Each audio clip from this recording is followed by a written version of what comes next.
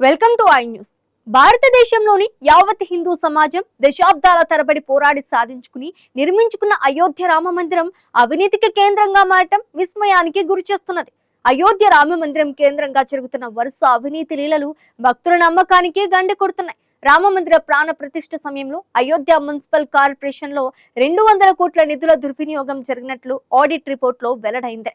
తాజాగా రామాలయ హుండీ నుంచి కోట్లాది రూపాయల నగదు పక్కదారి పట్టినట్లుగా తేలింది.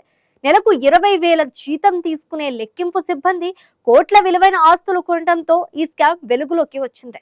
సుప్రీంకోర్టు పర్యవేక్షణలో లేదా సిబిఐతో విచారణ జరిపించాలని విపక్షాల డిమాండ్ చేయడంతో ప్రభుత్వ ప్రతిష్టకు కూడా మచ్చపడింది. అయోధ్యలో అవినీతికి సంబంధించిన వార్తలు విని ప్రధాని నరేంద్ర మోదీ సీరియస్ అయినట్లు తెలిసింది. ఉత్తరప్రదేశ్ ముఖ్యమంత్రి యోగి ఆదిత్యనాథ్ దాస్ దోషులను శిక్షించే పనిలో పడ్డారు.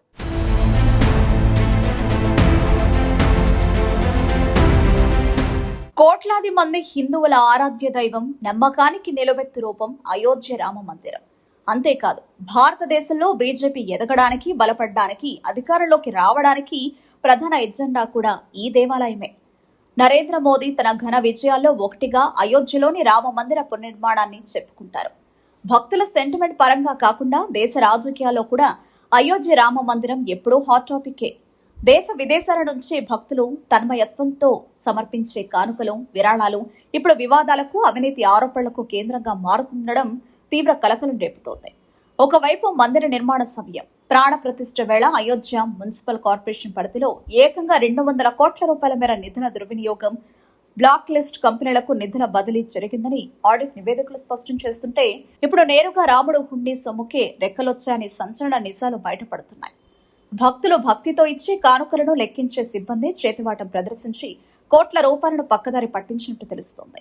నెలకు కేవలం 20,000 రూపాయల లోపు జీతం తీసుకునే ఉద్యోగులు కోట్ల విలువైన భూములు, ప్లాట్లు కొనడంతో ఈ బండారం బయటపడింది. అక్కడ ఒకేసారి 2 వేర్వేరు స్థాయిలో అవినీతి ఆరోపణలు గుప్పమంటున్నాయి. మొదటిది జనవరి 2024లో జరిగిన రామాలయ ప్రాణ ప్రతిష్ఠ సమయంలో అయోధ్య మున్సిపల్ కార్పొరేషన్ పరిధిలో మున్సిపల్ నిధులను దుర్వినియోగం చేస్తూ బ్లాక్ లిస్ట్ చేసిన కంపెనీలకు నిధులు బదిలీ చేశారని, ఇందులో దాదాపు 200 కోట్ల మేర అవకతవకలు జరిగాయని ఆడిట్ డిపార్ట్మెంట్ గుర్తించింది. దీనిని ప్రతిపక్షాలు ప్రాణ ప్రతిష్ఠ ఖర్చుల కుంభకోణంగా అభివర్ణిస్తున్నాయి. తాజాగా నేరుగా రామమందిరం లోపల భక్తులు సమర్పించే విరాళాల హుండీ నుంచి కోట్లాది రూపాయలు మాయమవ్వడం భక్తులను తీవ్ర దిగ్భ్రాంతికి గురిచేస్తోంది. ప్రాథమిక అంచనాల ప్రకారం సుమారు 5 కోట్ల నుండి 7.5 కోట్ల వరకు విరాళాలు చోరీకి గురైనట్లు ఆరోపణలు వస్తున్నాయి. మందిరంలో కానుకలు, నగదులు లెక్కించే సిబ్బంది గత ఏడాది కారణంగా క్రమబద్ధంగా ఈ దొంగతనానికి పాల్పడుతున్నట్లు దర్యాప్తులో తేలింది. ఆలయ సిబ్బంది చేతివాటానికి పాల్పడినట్లు తేలింది. నెలకు కేవలం 18,000 నుండి 20,000 జీతం తీసుకునే ఇద్దరు ఉద్యోగులపై నమ్మక ద్రోహం కేసు కింద నిఘా పెట్టగా సంచలన విషయాలు వెలుగు చూశాయి. అందులో ఒక ఉద్యోగి ఇటీవల 1.5 కోట్ల విలువైన భూమిని, మరొకరు 40 లక్షల ప్లాట్ను కొనుగోలు చేసినట్లు పోలీసులు గుర్తించారు. నిందితుల ఇళ్లపై దాడులు చేయగా లక్షల రూపాయల నగదు లభ్యమైంది. ఇప్పటి వరకు దారి మళ్లిన మొత్తంలో దాదాపు 2.98 కోట్లను పోలీసులు రికవరీ చేశారు. ప్రతిష్టాత్మకమైన అయోధ్యలో అవినీతి భాగోతాలు ఒక్కొక్కటిగా వెలుగులోకి రావడంతో ప్రధానమంత్రి నరేంద్ర మోదీ సీరియస్ అయినట్టు తెలిసింది.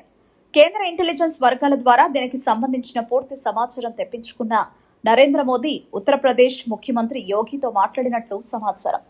అయోధ్యలో రామ మందిర నిర్మాణానికి చేసిన కృషి ఇలాంటి దుర్మార్గాల వల్ల పాడైపోతుందని ప్రధాని ఆవేదన వ్యక్తం చేసినట్టు తెలిసింది.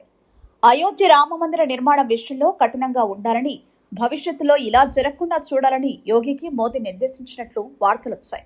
మరోవైపు ఈ వ్యవహారం తీవ్ర రూపం దాల్చడంతో శ్రీరామ జన్మభూమి తీర్థక్షేత్ర ట్రస్ట్ ఉత్తరప్రదేశ్ ముఖ్యమంత్రి యోగి ఆదిత్యనాథ్ కు లేఖ రాసింది. దీంతో యోగి కూడా తీవ్రంగా స్పందించారు. విచారణ కోసం ప్రభుత్వం ప్రత్యేక దర్యాప్తు ఒప్పందాన్ని ఏర్పాటు చేసింది. ప్రస్తుతం లెక్కింపు ప్రక్రియలో పాల్గొన్న 5 సిబ్బందిని పోలీసులు అదుపులోకి తీసుకుని సీసీటీవీ విజువల్స్, భద్రతా లోపాలను పరిశీలిస్తున్నారు.